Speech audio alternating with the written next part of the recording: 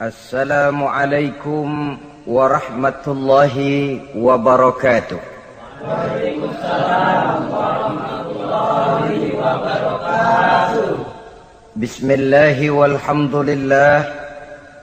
Wassalatu wassalamu ala sayyidina rasulillah Sayyidina wa maulana Muhammad ibn Abdullah wa ala alihi wa sahbihi wa mawalah. أما بعد سبحانك لا علم لنا إلا ما علمتنا إنك أنت العليم الحكيم لا حول ولا قوة إلا بالله العلي العظيم. Saudara-saudara kaum muslimin rahimakumullah, kalimat sibuk adalah kalimat yang paling sering digunakan orang dalam kehidupan ini. Lebih sering lagi kalimat sibuk dijadikan kambing hitam dalam berbagai persoalan, termasuk dalam kehidupan beragama. Kadang-kadang kita bertanya kepada seseorang, kenapa tadi malam tidak hadir di pengajian? Jawabannya, sibuk. Kenapa Jumatan tidak kelihatan di masjid? Jawabannya, sibuk. Kenapa dalam peringatan hari keagamaan tidak kelihatan aktif?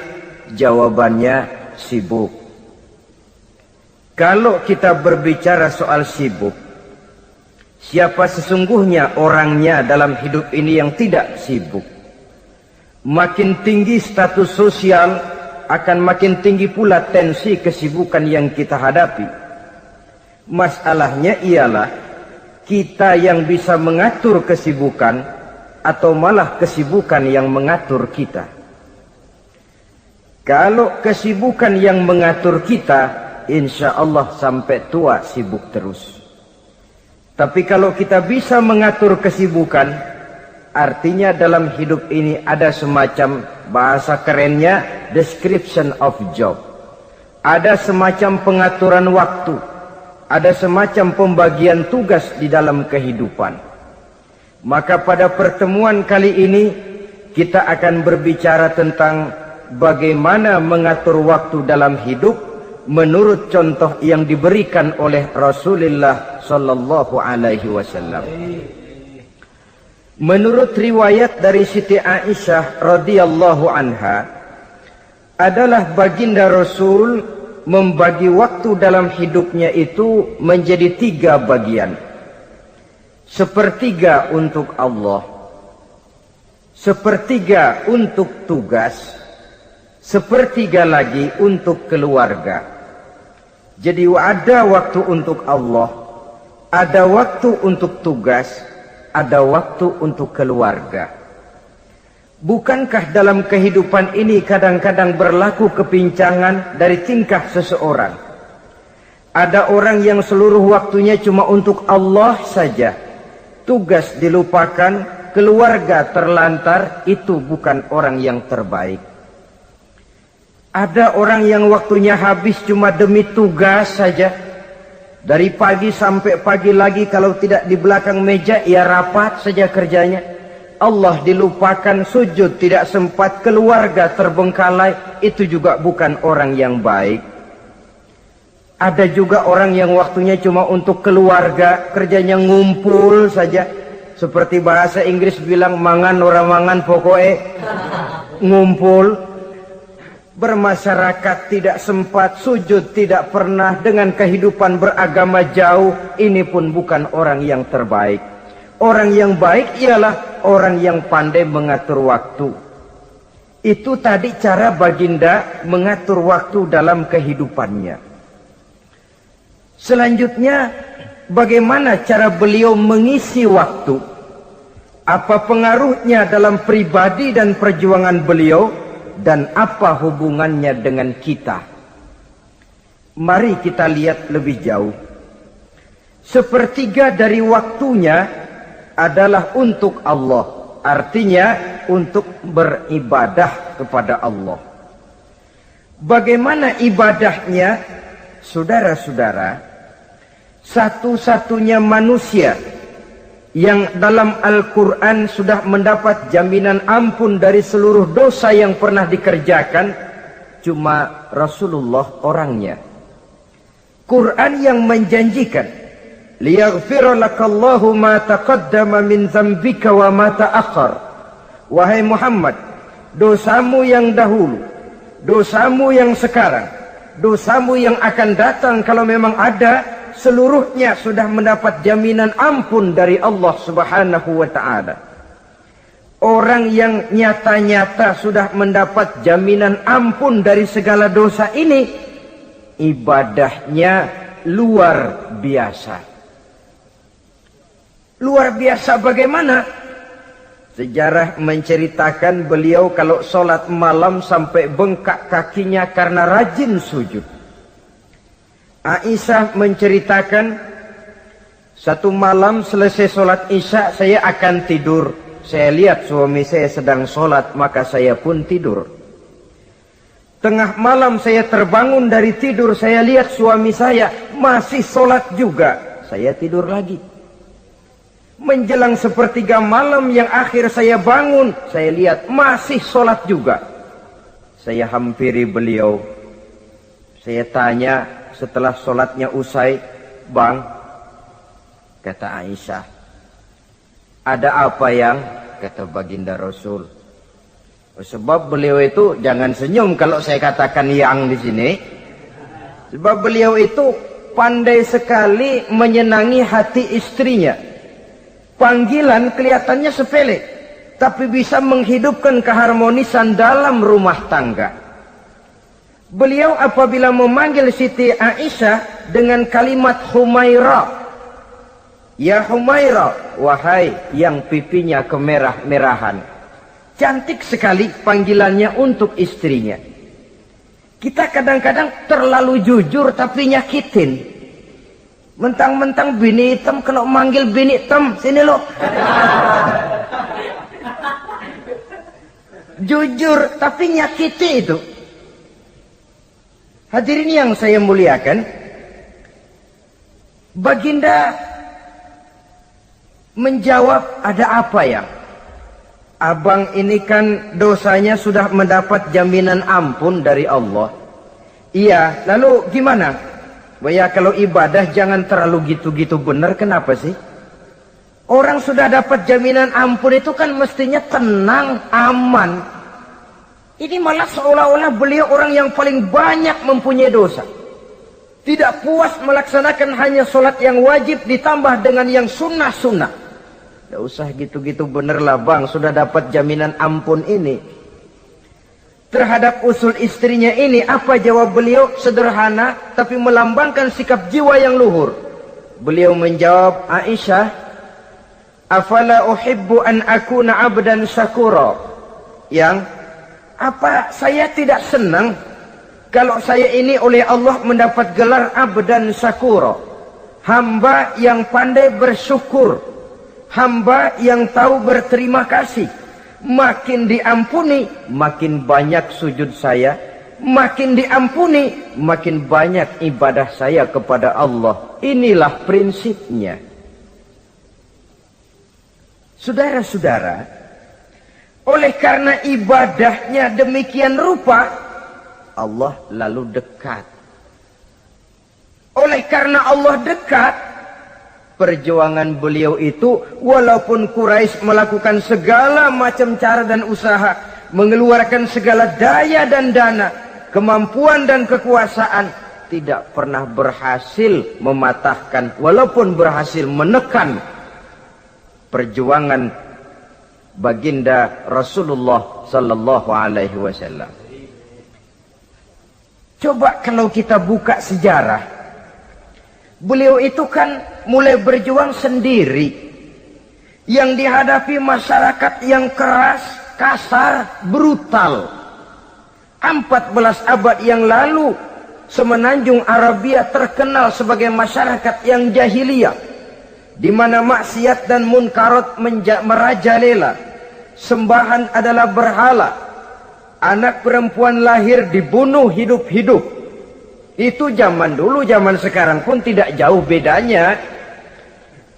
Malah kalau zaman dulu dikubur hidup-hidup, sekarang sebelum lahir sudah dibunuh. Yang namanya abortus itu.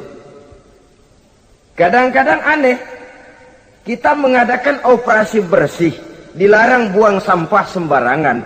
Kalau sudah buang sampah saja tidak boleh sembarangan, tahu-tahu zaman sekarang ini bayi dibuang di tempat sampah. Bukan lagi kertas, bukan lagi kardus, bayi dibuang di comberan. Kan lebih sadis sebenarnya dari jahiliyah 14 abad yang lalu. Judi di zaman dulu 14 abad yang lalu merajalela, menyentuh segala lapisan masyarakat. Di zaman sekarang pun judi tidak kurang hebatnya, cuma tentu dengan bahasa yang lain. Apalagi di zaman sekarang orang pandai menghaluskan bahasa, mensamarkan istilah.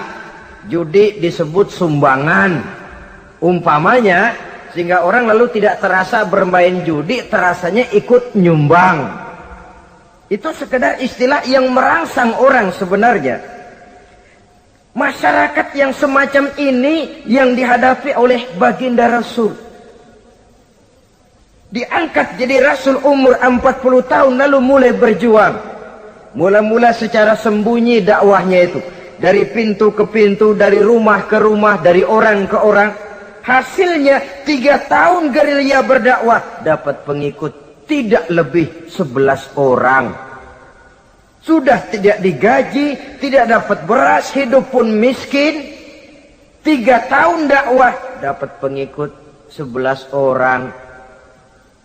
Ustadz mana zaman sekarang yang masih mau ngajar? Kalau 3 tahun buka pengajian, yang ngaji cuma 11, bubar.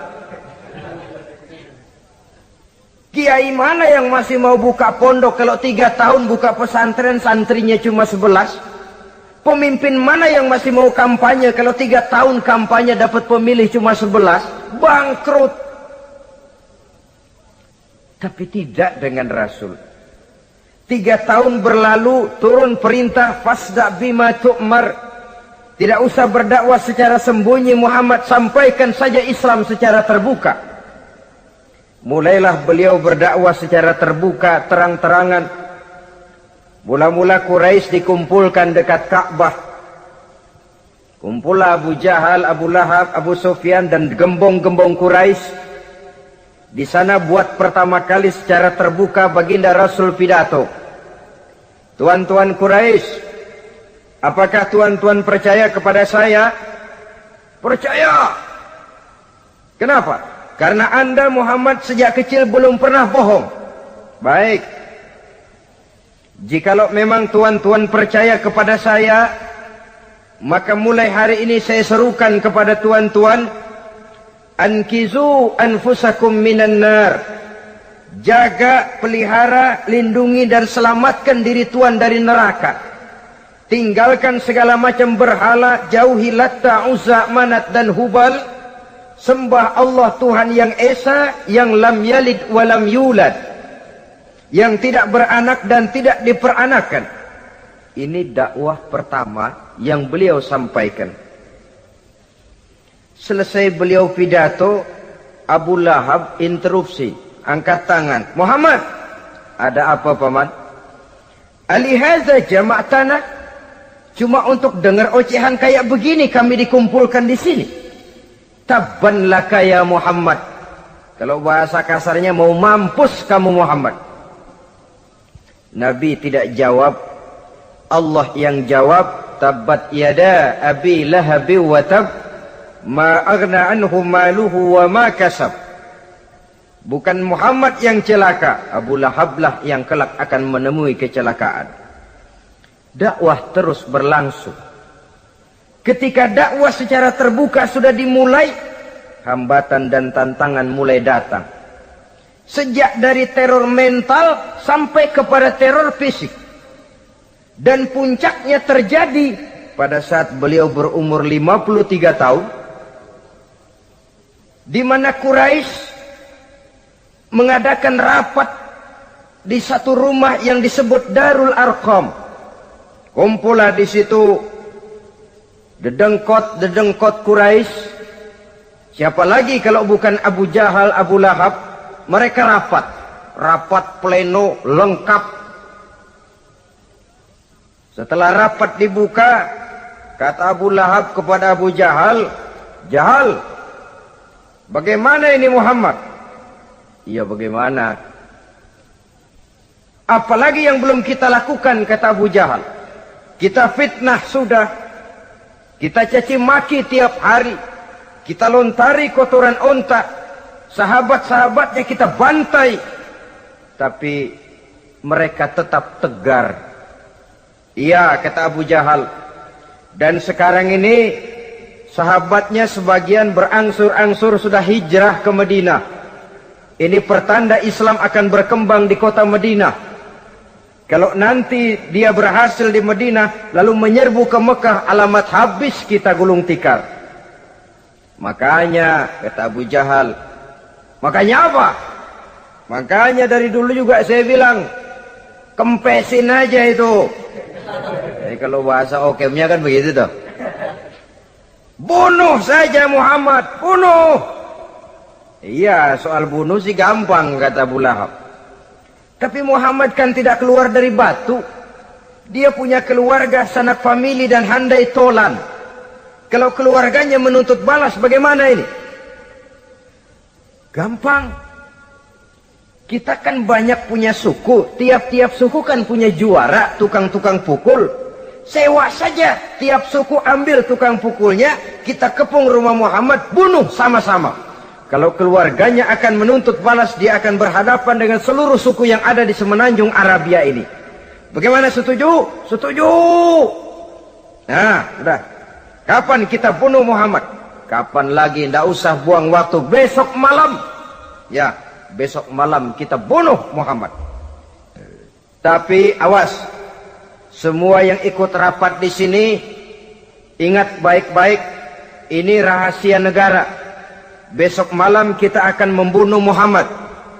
Siapa yang berani membocorkan rahasia negara ini, supersip. Dianggap menghambat program Quraisy. Itu nanti dijatuhi hukuman berat ya. Jaga rahasia baik-baik bahwa besok malam kita akan membunuh Muhammad.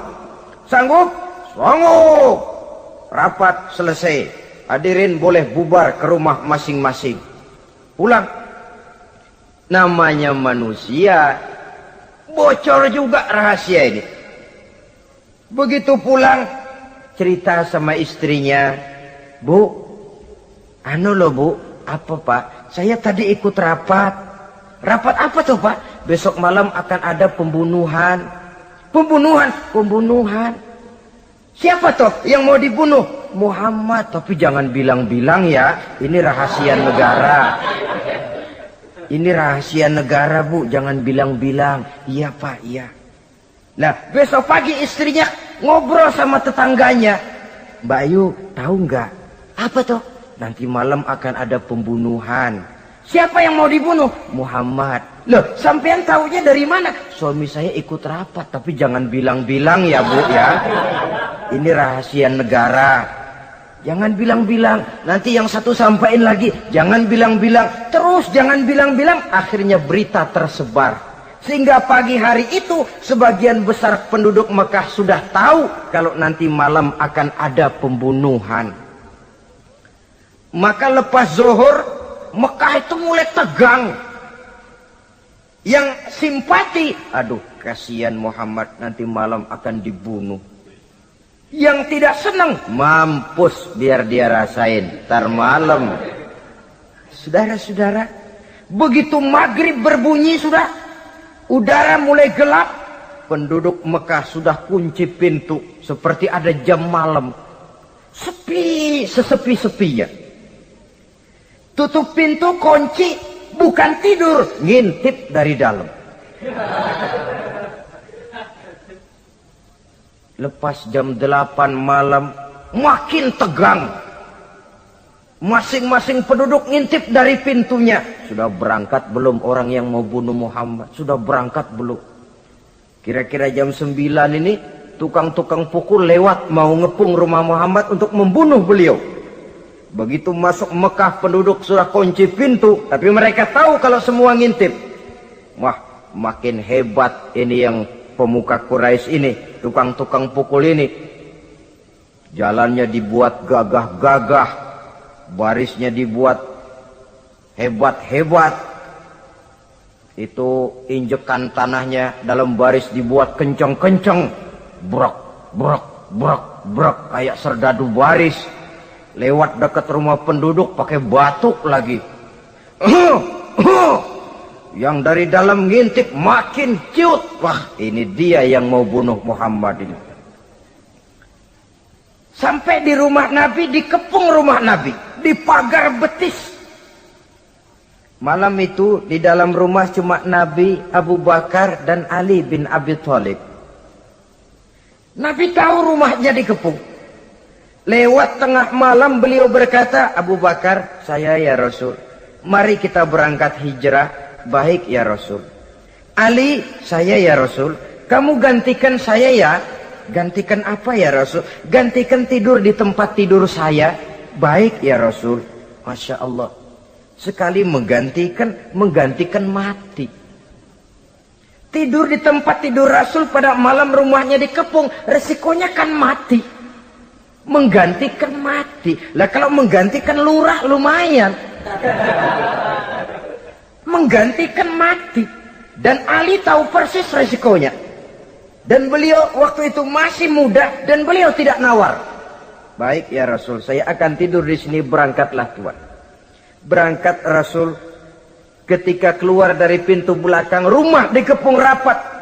Terjadilah keajaiban yang Allah ceritakan, wa ja'alna min baini aydihim sadda wa min khalfihim sadda fa aghshaynahum fahum la yubsirun. Di muka, di belakang, di kiri kanan dibuatkan dinding oleh Allah, dibutakan mereka. Mereka tidak lihat kalau Muhammad keluar dari rumahnya. Siaga penuh, apel, mata melotot, Nabi lewat nggak kelihatan. Sampai Nabi kemudian menuju Gua Thur, 3 malam 2 hari di sana. Dari sana perjalanan dilanjutkan ke Madinah Al-Munawwarah. Allahu Akbar. Mengarungi gurun pasir yang gersang dan tandus, yang terbentang antara Mekah dan Madinah. Meninggalkan kampung halaman tempat di mana dilahirkan dan dibesarkan. Keluarga yang berbeda akidah terpaksa berpisah. Kok kuat?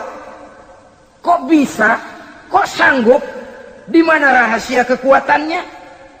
Beliau punya sandaran vertikal. Ibadahnya kepada Allah. Dengan bahasa kita sekarang, beliau punya backing. Backingnya tidak kepalang tanggung, yang serba maha. Maka saya mengajak kepada seluruh kaum muslimin, di zaman sekarang kan orang lagi main backing-backingan. Ya, nah, siapa yang punya backing punya jalu. Saya cuma mengajak, kalau mau cari backing jangan kepalang tanggung. Carilah backing yang serba maha. Maha gagah, maha tahu, maha adil, maha bijaksana, maha segala-galanya. Dan dialah Allah Subhanahu wa ta'ala. Saudara punya backing kolonel, tanggung. Nanti dia pensiun habis. Yang kolonel saja tanggung, apalagi yang kopral. Kalau mau cari backing, carilah backing yang serba maha, Allah Azza wa Jalla. Caranya tentu dekat kepadanya. Untuk dekat kepadanya melalui jalur yang sudah diatur olehnya, melalui Rasulullah Sallallahu Alaihi Wasallam, yaitu solat, ibadah. Makin tinggi nilai ibadah, makin dekat kita dengannya. Makin dekat dengannya, makin banyak fasilitas yang akan diberikan untuk kita. Saudara pegawai negeri ingin cepat naik golongan, itu caranya 2. Pertama, jam kantor disiplin. Jam 7 masuk, jam 3 pulang. Kalau belum jam pulang, jangan pulang. Yang kedua, tambahan, di luar jam kantor, sering-sering datang ke rumah kepala bagian. Apa malam minggu, apa hari minggu, apa bawa jeruk, apa pisang Ambon, kan begitu toh. Ini nanti kan kepala bagian kan nilai. Karyawan saya yang satu ini jam kantornya disiplin, tambahan dia sering datang hari minggu di luar jam kantor bawa jeruk lagi. Ini mestinya belum naik, lah gue naikin dulu ke atas. Naik, saudara-saudara. Yang saya maksud apa? Itu zuhur, asar, maghrib, isya, subuh, jam kerja resmi itu. Jam kantor. Lah, ada kunjungan di luar jam kantor. Yang namanya tahajud, yang namanya hajat, yang namanya duha. Nanti kan Allah lihat, ini hambaku yang satu ini jam kantornya betul. Zuhur, asar, maghrib, isya, subuhnya tepat. Tambahan di luar jam kantor, dia sering menghadap kepadaku. Nah, hambaku ini aku angkat kau maqamam mahmuda, ke satu tempat yang terpuji. Kalau Allah yang ngangkat, satu negara orang mau rendahkan kita, kita akan tetap tinggi. Kalau Allah mau rendahkan, satu negara mau angkat kita, kalau memang dasar mesti nyungsap ke bawah. Inilah perlunya sandaran vertikal. Inilah perlunya kita mempunyai backing hanya kepada Allah. Pada waktunya orang akan sampai ke titik jenuh. Dalam kesunyian orang sering mempertanyakan eksistensi diri. Mulai mempertanyakan hakikat keberadaannya. Di tengah kesibukan bisnisnya. Di tengah kesibukan kerja dari rapat ke rapat, dari kantor ke kantor, dari tender ke tender. Orang akan sampai kepada titik jenuh. Dikala itu dia memerlukan ketenangan. Dikala itu dia memerlukan kedamaian. Dikala itu dia mencari eksistensi diri. Sebenarnya hidup ini mau apa sih? Cuma sekedar menjalani hal-hal yang rutin saja. Pergi pagi, pulang sore, peras keringat, banting tulang. Atau ada tujuan yang lebih luhur daripada sekedar ini. Dikala itulah dia mulai mencari jalur untuk mendekatkan diri kepada Sang Pencipta. Dan tidak bisa ingin dekat dengan Allah, saudara, pakai aturan sendiri. Ingin dekat dengan gubernur harus ikut aturan yang ditetapkan oleh protokolnya gubernur. Ingin dekat dengan presiden, ya ikut jalur yang sudah disusun oleh protokolnya presiden.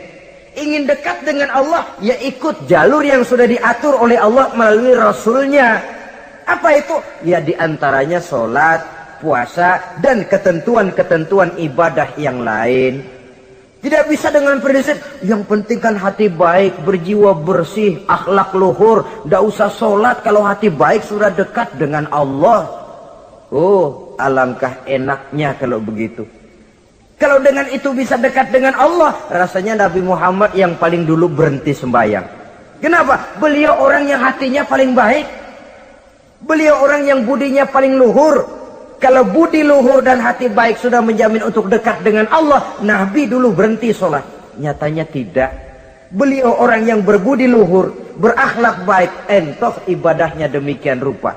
Dan beliau adalah standar untuk kita jadikan contoh dalam mengamalkan ajaran-ajaran agama di kehidupan kita ini. Saudara, itu tadi sepertiga waktu beliau untuk ibadah, untuk Allah.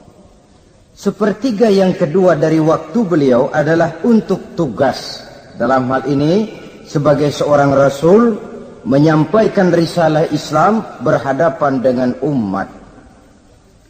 Yang jadi soal ialah, apa modal utama beliau di dalam melaksanakan tugas? Dan ini nanti sebagai cerminan buat kita.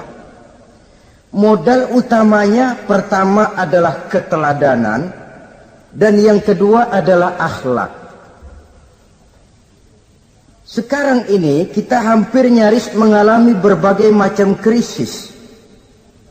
Yang paling santer kita dengar adalah krisis wibawa. Ada pak guru dicegat muridnya di jalanan, dipukulin karena nggak naik kelas katanya. Nampaknya guru tidak lagi berwibawa. Di satu pihak mungkin karena si guru tidak bisa digugu dan ditiru. Di lain pihak juga murid tidak lagi mengenal arti rasa hormat kepada pak guru.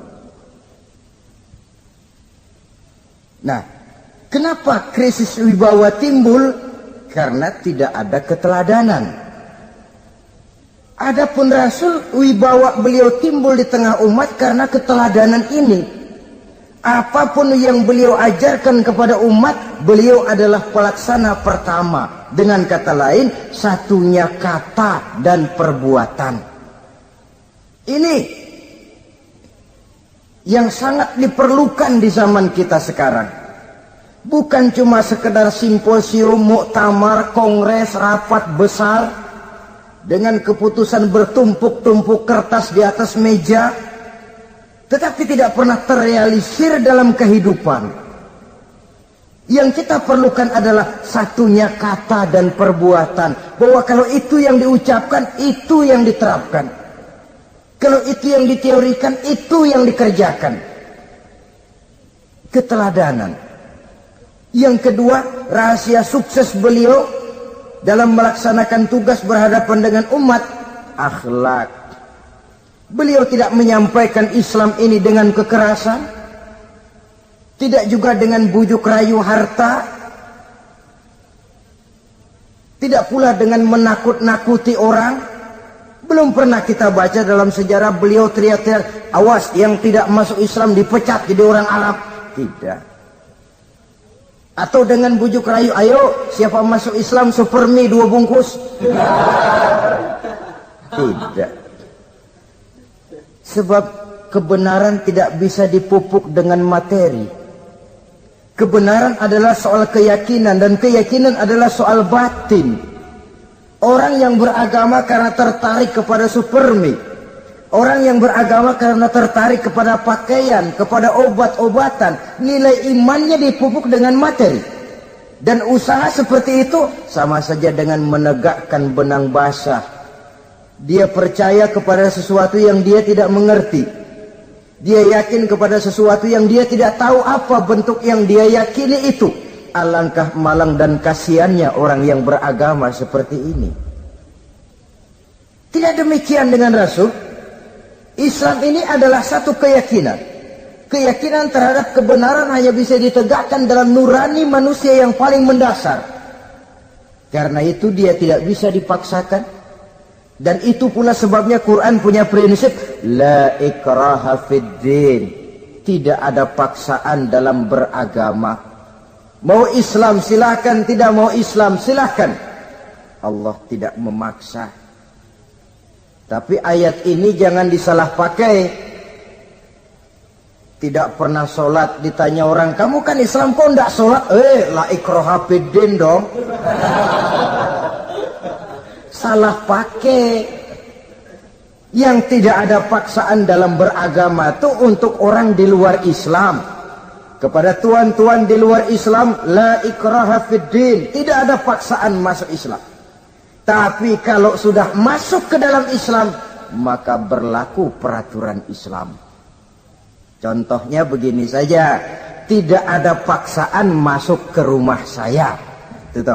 Mau masuk silahkan, tidak mau masuk tidak ada urusan.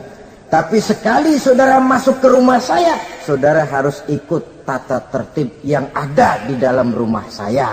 Kira-kira beragama itu begitu. Tidak ada paksaan masuk Islam.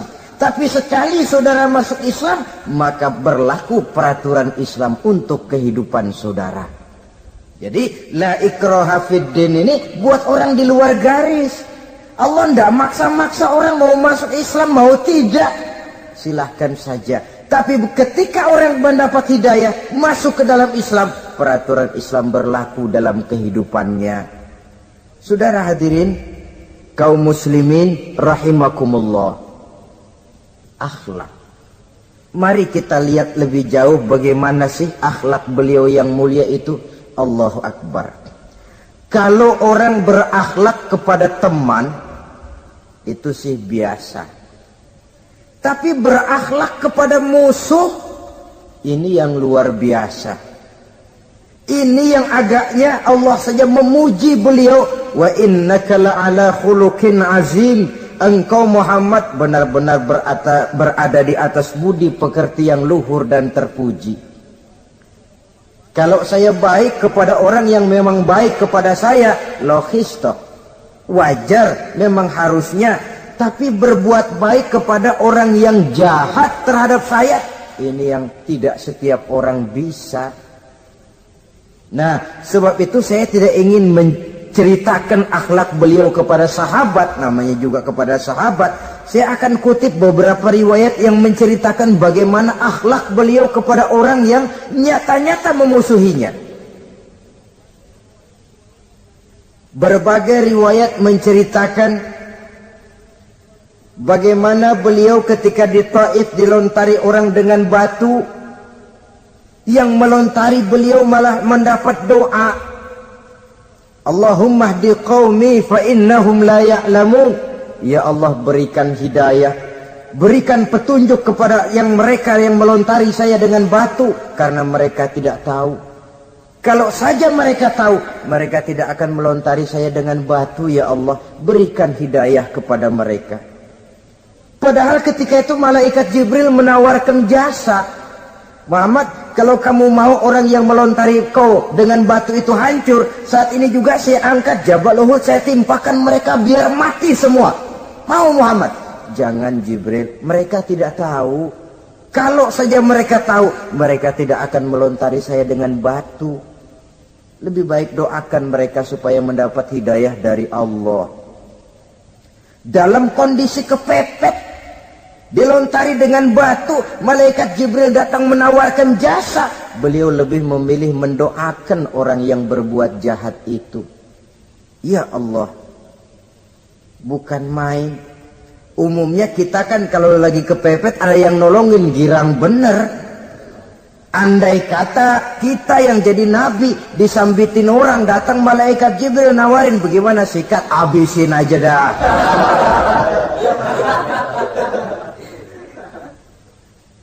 Ini akhlak kepada musuh.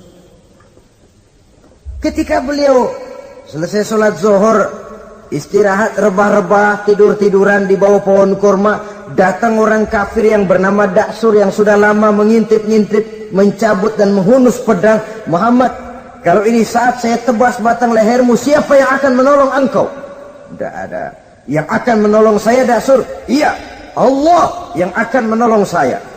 Mendengar Allah, Daksur gemetar, keringat dingin bercucuran, pedang jatuh ke bawah, diambil oleh Rasul pedangnya, dibalikan ke leher Daksur. Kalau sekarang saya yang tebas batang lehermu Daksur, siapa yang akan menolong kamu? Tidak ada ya Rasul, kecuali kalau kau mau memaafkan saya.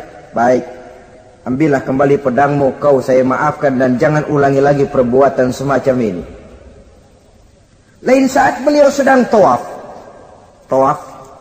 diikuti oleh seorang Quraisy kafir. Sambil tawaf, ini kafir Quraisy sudah bawa pisau. Dia pikir nanti di satu sudut yang agak gelap saya tikam Muhammad dari belakang, saya bunuh dia. Jadi kafir ini pura-pura ikut tawaf. Jahatnya orang kafir itu kan begitu, tawaf ya ikut pura-pura tawaf, ada kesempatan sikat dari belakang.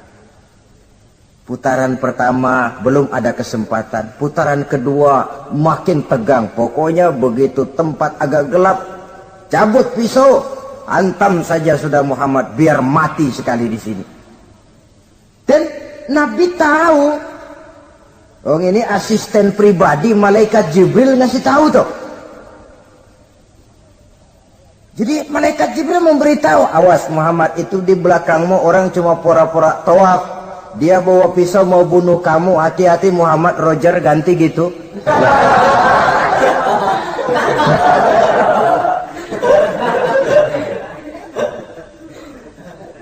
Tahu persis beliau.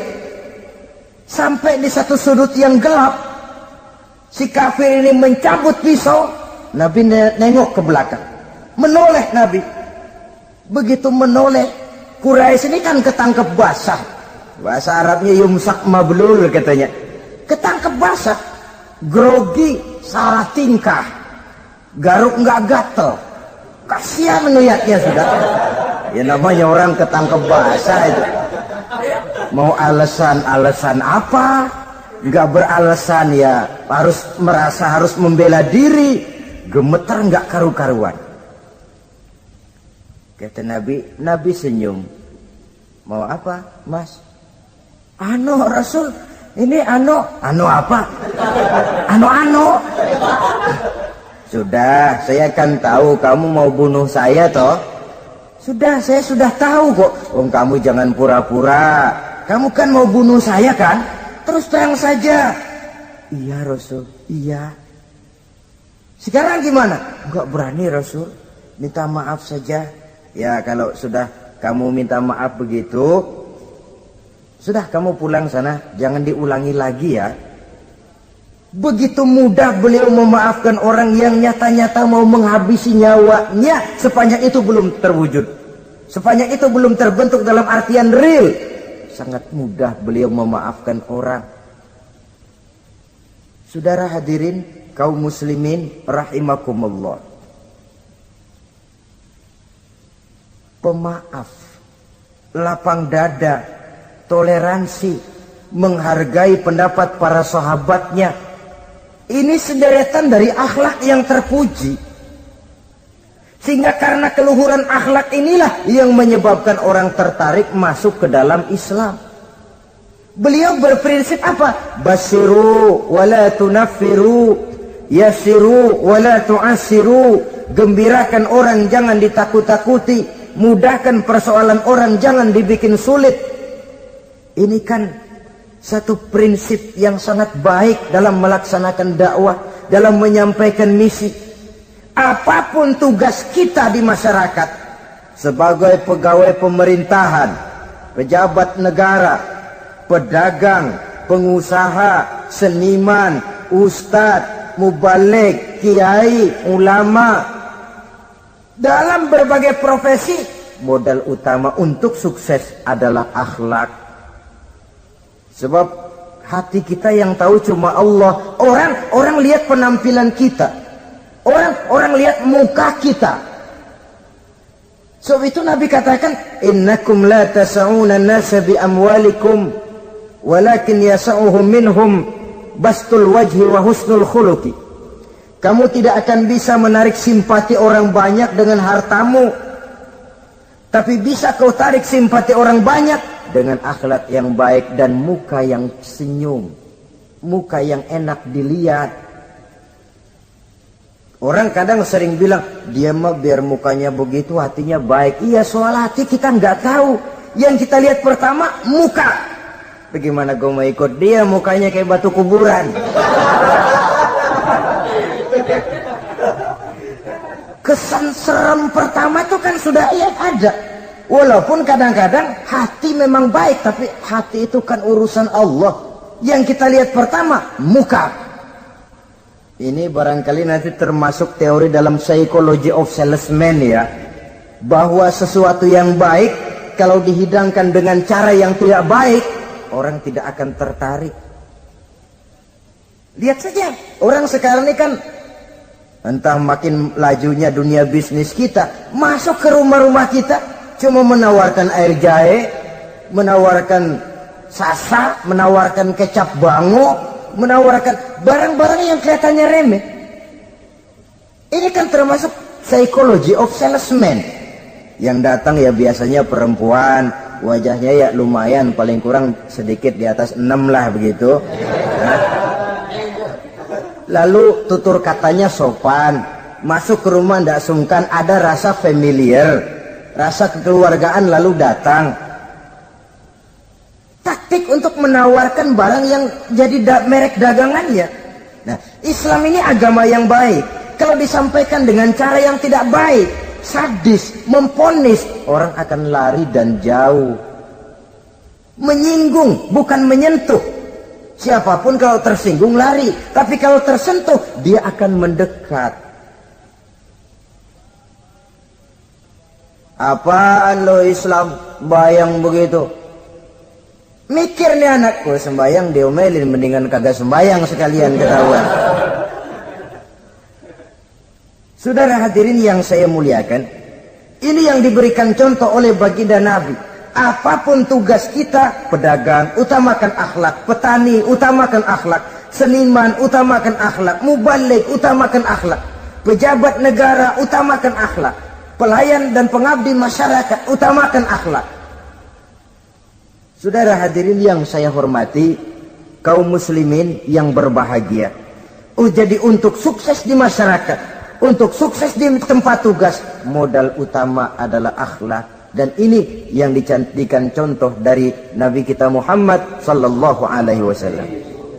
Sepertiga waktunya untuk tugas. Dalam menjalankan dan melaksanakan tugas sebagai seorang rasul, menyampaikan risalah Islam, berhadapan dengan umat, modal utamanya adalah akhlak.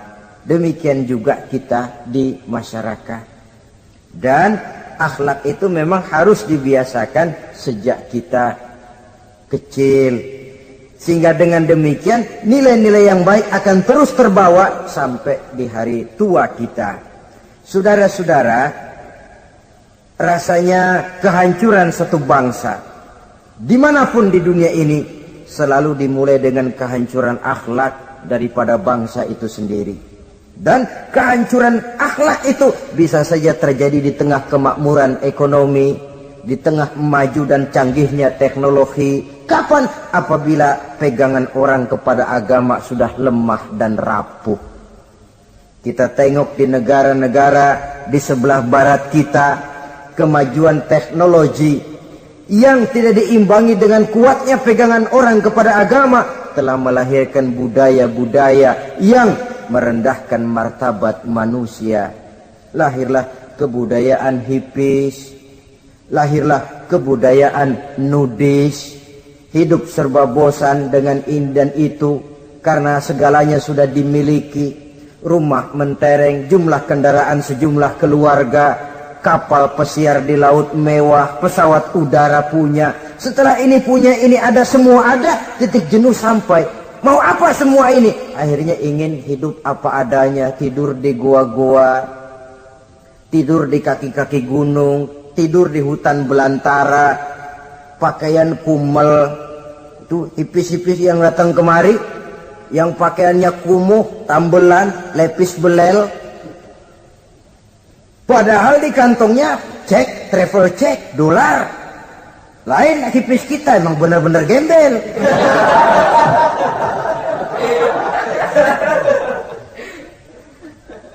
Merasa jenuh, merasa bosan. Bahkan sebuah berita dari Jerman, orang terlalu kaya, pulau dibeli. Di pulau itu dia bikin satu klub yang bernama klub nudis. Setiap anggotanya boleh masuk ke pulau itu dengan catatan tidak boleh pakai pakaian selembar pun. Alias bugil. Telanjang bulat. Sudah telanjang bulat itu. Dan di sana berlakulah apa yang disebut serba boleh.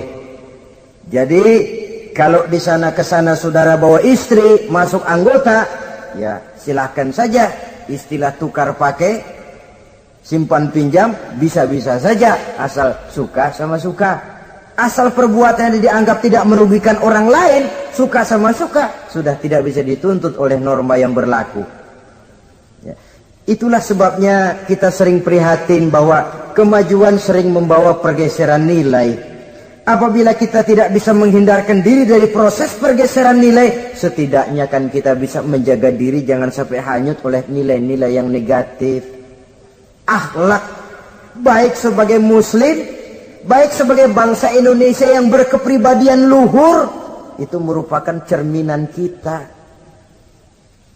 Saya prihatin. Belum lama diselenggarakan kontes bibir terindah. Kontes bibir terindah itu kira-kira apa manfaatnya? Apa yang jadi ukuran?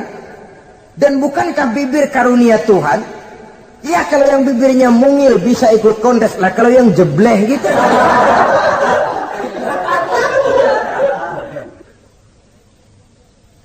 Kontes bibir terindah masih hangat dibicarakan orang. Sudah muncul lagi kontes betis terindah. Nah kalau sudah bicara soal betis ini, kan yang terbayang oleh kita kira-kira ukurannya apa? Yang diukur itu apanya ya? Ya tentu betisnya itu. Lah paling celaka kalau betis-betis yang ikut itu nanti jadi milik panitia semua kan.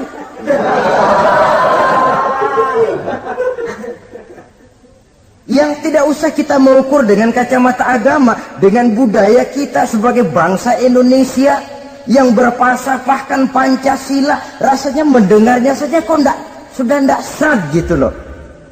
Tidak pas untuk ukuran kita sebagai bangsa yang berfalsafahkan Pancasila. Saudara-saudara kaum muslimin rahimakumullah. Ini yang saya maksud tadi, proses pergeseran nilai. Andai kata kita tidak bisa menghindarkan diri dari hal yang semacam itu, setidaknya kita bisa menjaga diri jangan sampai hanyut ditelan proses pergeseran nilai. Dan memelihara nilai-nilai akhlak ini dari hari ke hari memang tidak semakin ringan, bahkan akan semakin berat, karena tantangan yang kita hadapi juga akan semakin berat. Inilah sepertiga yang kedua dari waktu beliau untuk melaksanakan tugas. Jadi modal utama dalam melaksanakan tugas akhlak. Di antara nilai akhlak itu prinsip Nabi tadi, gembirakan orang, jangan ditakut-takuti, mudahkan urusan orang, jangan dibikin sulit. Sehingga kalau yang memang mudah lalu dipersulit, itu sudah mencerminkan akhlak yang tidak diajarkan oleh Rasulullah Sallallahu Alaihi Wasallam. Kemudian yang terakhir, sepertiga yang ketiga dari waktu beliau adalah untuk keluarga. Jadi tadi ada waktu untuk Allah, ibadah, ada waktu untuk tugas, dan yang ketiga ada waktu untuk keluarga. Bagaimana Rasul di tengah keluarganya? Anas bin Malik bercerita, saya 11 tahun membantu di rumah tangga Rasul. 11 tahun itu kan artinya 11 kali 360 hari kali 24 jam. Bukan waktu yang sebentar itu. Selama 11 tahun saya membantu di rumah tangga Rasul, kata Anas, belum pernah saya dengar kata-kata kasar, keras, membentak. 11 tahun saya membantu di rumah tangga beliau, belum pernah saya lihat ada piring terbang, ada bakyak melayang. Artinya apa? Cerminan dari ketentraman, keayeman, kedamaian rumah tangga beliau. Padahal rumah tangganya kecil. Istrinya lebih dari satu, tapi aman, tentram, rukun. Kita kadang-kadang istri satu seminggu 7 hari, perang 6 hari. Cuma 1 hari gencatan senjata. Saudara hadirin, saudara kaum muslimin rahimakumullah. Kalau beliau tidak menyenangi satu masakan, misalnya masakan istrinya, tidak mencah-mencah, cuma kelihatan dari makannya barangkali tidak begitu banyak, tapi tidak pernah mencela apapun yang dimasak istrinya. Senang ya dimakan, tidak senang ya dimakan karena menghargai lelah jerih payahnya istri. Ini kelihatannya sepele, tapi dari sini keharmonisan rumah tangga itu bisa saja timbul. Bukankah seseorang hanya bisa sukses di tempat tugas? Jadi apapun dia, kalau berangkat dari ketentraman dan ketenangan di rumah tangga. Dan tidak ada orang bisa meraih sukses kalau dia berangkat dari rumah tangga yang berantakan. Itulah sebabnya ini sangat diperhatikan oleh baginda Rasul. Dari rumah yang kecil, dari tempat tidur yang sederhana, yang sebelah itu kain kasar, sebelah dipakai untuk tidur, sebelah dipakai untuk selimut. Jadi kasur merangkap selimut. Allahu Akbar. Tapi dari rumah tangga yang semacam itu keluar ucapan baiti jannati, rumah tanggaku laksana surga bagiku. Di mana sih rahasianya? Karena rumah tangga beliau didirikan di atas ajaran agama. Agama membuat suami istri tahu hak dan tahu kewajiban. Kalau kewajiban dilaksanakan, hak diberikan, akan timbul saling pengertian. Apabila ada pengertian, akan timbul ketenangan, dan ketenangan adalah tangga utama untuk mencapai rumah tangga bahagia. Apalah artinya? Seperti banyak istilah orang, rumah bertingkat, uang banyak berlipat-lipat, kendaraan serba mengkilat, istri pun cantik memikat, kadang-kadang jumlahnya 4. Tapi tiap hari kiamat, tidak pernah ada ketenangan dan kedamaian di rumah itu. Saudara hadirin, lebih celaka lagi sudah rumah gubuk berantem melulu. Sudah kiamat itu, sudah kiamat. Jadi dengan adanya pelaksanaan kewajiban pemberian hak timbul pengertian. Pengertian membawa ketenangan. Suami keluar rumah, istri tenang di rumah. Suami meninggalkan istri pun hatinya tenang dan tentram, tidak was-was, tidak berpikiran nanti kalau saya lembur ini istri ngompreng, tidak. Si istri pun lega melepas suami karena ada keterbukaan. Ini kan menurut angket terakhir loh ya, yang diadakan oleh beberapa majalah di ibu kota ini. Di ibu kota katanya, dari sejumlah laki-laki yang disebarkan angket, ternyata jika ada 3 laki-laki, 2 nyeleweng. Jadi angka penyelewengan itu 2/3 dari jumlah laki-laki itu menyeleweng katanya. Ya mudah-mudahan yang kumpul di sini termasuk 1/3 yang nggak nyeleweng itulah.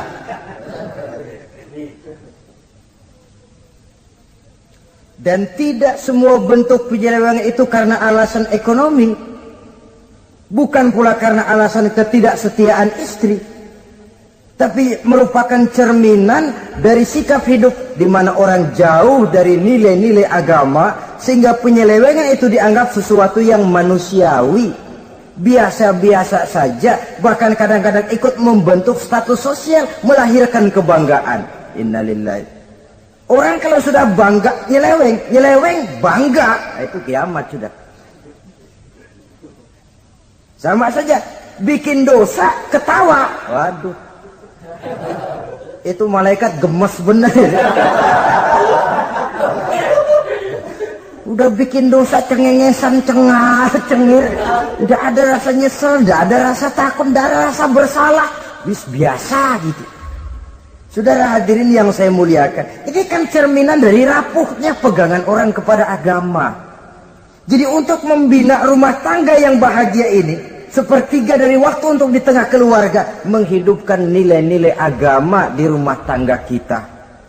Oleh karenanya, pada bagian akhir dari pertemuan yang singkat ini, saudara-saudara, saya mengajak, marilah pandai-pandai membagi dan mengatur waktu. Ada waktu untuk Allah, ada waktu untuk tugas, ada waktu untuk keluarga. Syukur kalau ada keseimbangan. Tapi kalau tidak, istilah usul fikih itu tatimul aham minal muhim, mendahulukan yang terpenting dari yang penting. Kalau ada 3 persoalan semuanya penting, tentu di antara 3 ini kan ada yang lebih penting. Yang itulah yang dikerjakan lebih dulu. Dan ini tidak berarti bahwa penjatahan waktunya harus sama. Untuk ibadah dalam sehari semalam sekian jam, untuk tugas sekian jam, untuk keluarga sekian jam. Tidak bisa kita targetkan begitu. Dan yang dimaksud di sini pun adanya pengaturan. Pengaturan tidak berarti bahwa harus sama waktunya, tidak, kita melihat kepentingannya. Saudara hadirin, sama saja di zaman sekarang, kalau dengan pembangunan kita ingin menciptakan pemerataan di kalangan rakyat, itu tidak berarti bahwa rakyat Indonesia ini standar ekonominya harus sama semua, seperti yang dicita-citakan komunis. Tidak bisa. Menciptakan pemerataan artinya, kalau yang kaya bisa semakin kaya, kenapa yang miskin tidak bisa naik jadi sedikit kaya?